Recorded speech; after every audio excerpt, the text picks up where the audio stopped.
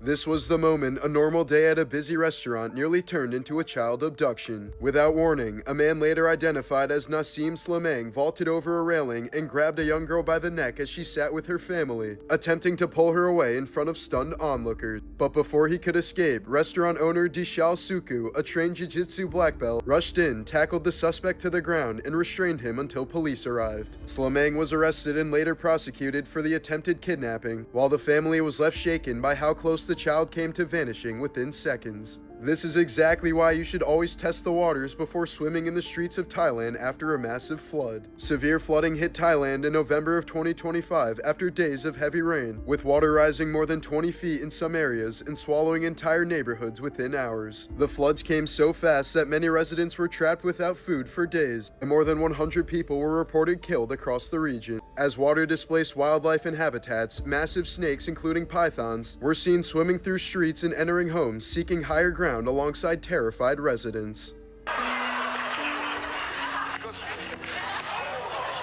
In 1985, talk show host Richard Belzer invited Hulk Hogan and Mr. T on his show to promote the first ever WrestleMania. To demonstrate a wrestling hold, Hogan placed Belzer in a front shinlock that instantly cut off blood flow. Belzer passed out within seconds, went limp, and collapsed headfirst onto the studio floor, splitting his head open on live television. He regained consciousness with blood pooling on the stage and later needed stitches. See, it works. All right, brother. And now, we'll be right back after this word from you-know-who. We'll be right back. Belzer later sued Hogan and the WWF for $5 million but settled out of court, reportedly using the payout to buy a house he jokingly called Ches Hogan. In 1945, 12-year-old Paul Cusack was reported missing after going out to play near his home in Euclid, Ohio. The next morning, his father began searching nearby lots and made a horrific discovery in a storage yard used by a grain company. Paul had been accidentally buried alive beneath an avalanche of thousands of pounds of split peas after heavy sacks of them toppled over and collapsed on top of him while he was playing nearby. Morbid Facts, Part 874. Here's a photo of a 71-year-old man in profound distress outside a burning residential complex in Hong Kong on November 26, 2025, after telling reporters his wife was trapped inside as smoke and flames engulfed the high-rise towers. The blaze began in the afternoon at a nearby housing estate and quickly spread through bamboo scaffolding and flammable renovation materials, consuming 7 of the 8 apartment blocks and sending dark plumes of smoke into the sky. Authorities later confirmed the fire became one of the deadliest residential blazes in Hong Kong history, with the final official death toll reaching 168 people, including a firefighter.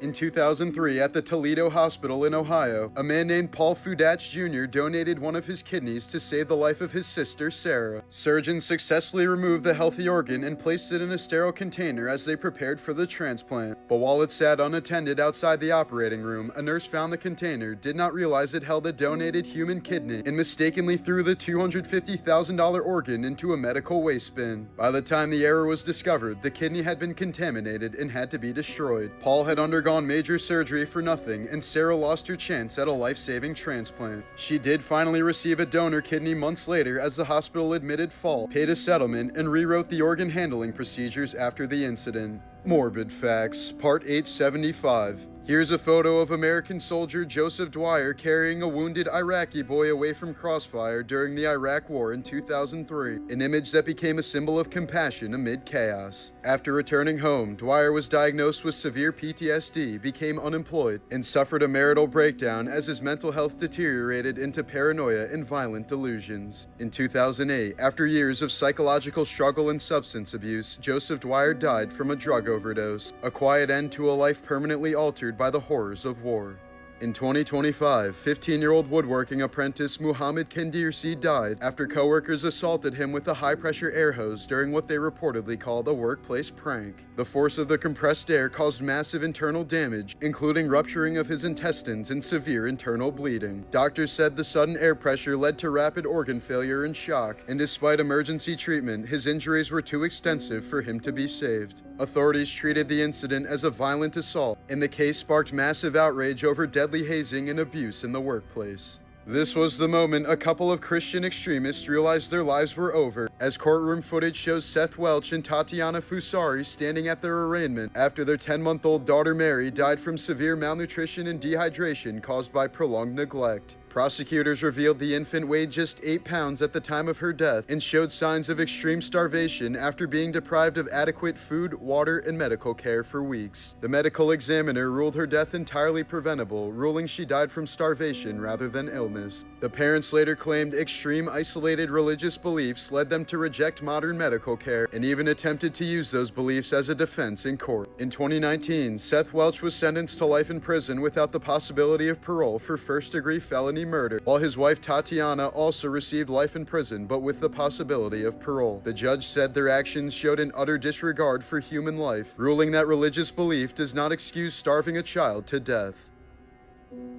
Morbid Facts, Part 877. At the height of her Disney fame, Ashley Tisdale was battling serious health and mental struggles. Since childhood, she had suffered from severe anxiety and panic attacks, and during her High School Musical years, they became so intense that she was repeatedly rushed to hospitals believing she was having heart attacks until doctors realized it was panic. The stress left her barely eating and constantly exhausted. In 2007, at 21 years old, months of unexplained pain led doctors to discover a tumor in her breast that required surgery, later confirmed to be benign. Years later, she revealed she developed alopecia, causing patches of her hair to fall out from stress and autoimmune issues, saying the pressure to appear fine through the years came at a real cost to her health. In January of 2026 in Pennsylvania, 11-year-old Clayton Dietz fatally shot his adoptive father, Douglas Dietz, on the night of the boy's own birthday after his Nintendo Switch was taken away from him. Police say the child waited until his father fell asleep on the couch, found the key to his gun safe, loaded a handgun, and shot him once in the head. The boy later admitted he did it out of anger over losing his game console. Douglas Dietz died at the scene, while prosecutors charged the boy with criminal homicide and moved to try him as an adult, calling the case one of the most disturbing juvenile killings in recent years.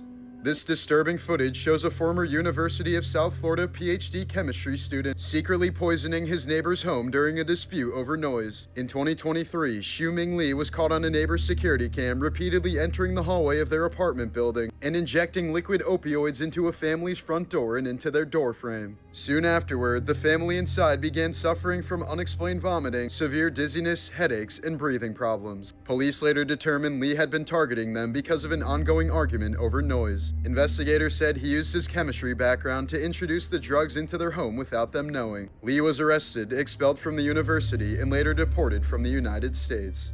On March 11, 2011, as the Tohoku earthquake struck Japan, 24-year-old city employee Miki Endo stayed at her post broadcasting emergency warnings about the incoming tsunami. Over loudspeakers across the town, she repeatedly urged residents to seek higher ground, continuing even as floodwaters began rushing into the streets and into her building. She refused to leave her position and kept warning the public until the tsunami completely submerged her office building. Miki didn't survive, but her final broadcasts are credited with helping to save thousands of lives. Morbid Facts, Part 879. Brian Egg vanished in August of 2018 after suddenly disappearing from his San Francisco home. Weeks later, police went to the house for a welfare check and discovered a hidden room concealed behind a fake wall. Inside was a single large fish tank containing Brian's body, decapitated and missing both hands. Investigators later determined he'd been murdered by his roommate after an argument over rent and drug money while the two were using cocaine. After killing him, the roommate cut off Brian's head and hands, hid the body in the aquarium, filled it with water to slow down the decomposition, and sealed the room behind a fake wall. The killer, named Jeffrey Francisco, then fled the state but was eventually tracked down and arrested. Although he was originally charged with murder and facing several decades in prison, Francisco was allowed to plead guilty to voluntary manslaughter, which made him eligible for early parole. In 2021, after only serving about 7 years of a 15-year sentence, the killer was released, a decision that sparked outrage when the public learned he was free.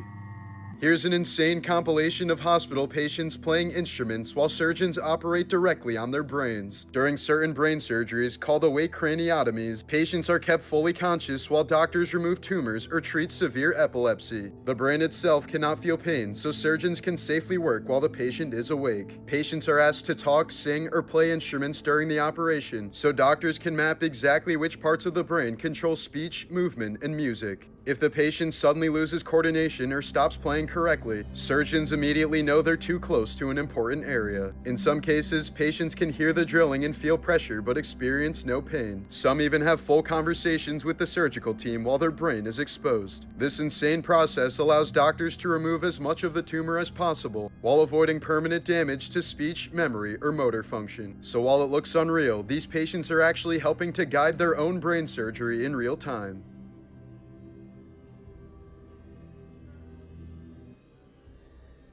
This was the moment an Indonesian conservationist broke down in tears after finally witnessing one of the rarest flowers on Earth bloom. After searching the rainforests of Sumatra for 13 years, Diki Andriki and his team found a Rafflesia, a parasitic flower often nicknamed a corpse flower because it releases a powerful odor of rotting flesh to attract insects. The plant spends most of its life hidden inside a host vine and only blooms for a few days, making sightings incredibly rare as researchers never even see one in their lifetime. When the massive, foul-smelling flower began to open in front of him, the weight of more than a decade of dangerous jungle expeditions and failed searches finally hit. This is one of the rarest atmospheric events ever caught on video. Upward lightning erupting from the summit of Volcán de Agua in Guatemala. The bolts appear to tear straight out of the volcano, making it look less like weather and more like something unnatural unfolding in real time. Unlike normal lightning that strikes downward from clouds, this phenomenon shoots upward from the ground into the storm above, triggered by intense electrical imbalance. It's so uncommon that storm chasers never even see it once in their lifetime, and it's almost never captured this clearly over a populated city. Insane Crimes, Part 8. In 2022 in Rockdale, England, police were searching for 18-year-old Joshua Dobson, who was wanted for stealing a car, driving while disqualified, and failing to pay for fuel. When police arrived at his home to arrest him, they found no sign of him, but they noticed a giant teddy bear sitting in the room that appeared to be subtly moving as if it were breathing. Suspicious, police approached the stuffed animal and discovered Dobson hiding inside of it, having cut it open and climbed inside in an attempt to evade capture. He was immediately arrested at the scene and later sentenced to 9 months in prison for the offenses. In 2023, 44-year-old Shikundi Tati of Maryland was arrested after police say he disguised himself as a woman to gain access to women's locker rooms at various gyms across the region. Investigators allege he secretly recorded women while they showered, using the disguise to avoid suspicion. The case came to light after gym members reported consistent suspicious behavior, leading to an investigation that uncovered the hidden recordings and led to his arrest. Princess Diana dead. Oh, she died. Where's the remote? Oh my God.